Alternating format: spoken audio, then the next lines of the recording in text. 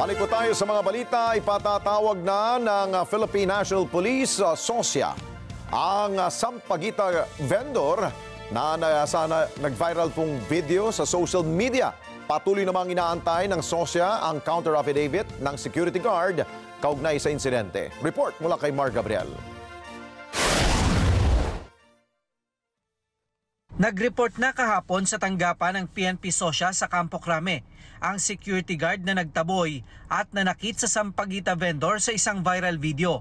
Kasama niyang humarap sa SOSYA ang kanyang abogado at kanyang security agency. Layo ng investigasyon na tukuyin ang administrative liability ng gwardiya at ng kanyang agency sa insidente. Willing naman po na nakipag-cooperate ang security guard para nga po din po sa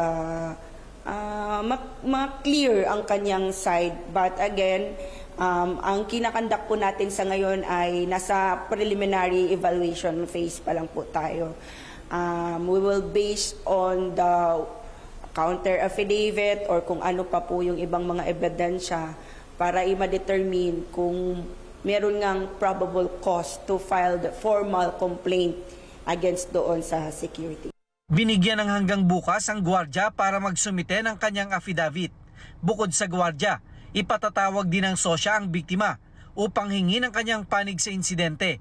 Maaari naman daw na hindi sumipot ang biktima, pero posible raw itong makaapekto sa resulta ng investigasyon. Maaari pong makaapekto sa resolution. It's because magbe-base tayo of course sa account ng security guard, but again, there are other circumstances or other factual circumstances na titingnan din po natin sa pag-impose ng possible recommendation. Sa discipline kasi tayo.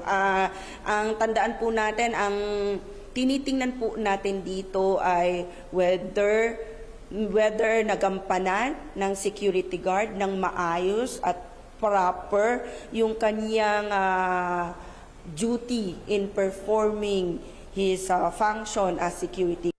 May 30 araw ang SOSYA para tapusin ang investigasyon at makapaglabas ng pinal na resolusyon sa kaso. Sakaling mapatunayan ang pagkukulang ng gwardiya, maaari siyang masuspinde o tuluyang makansila ang kanyang lisensya, gayon din ang kanyang security agency.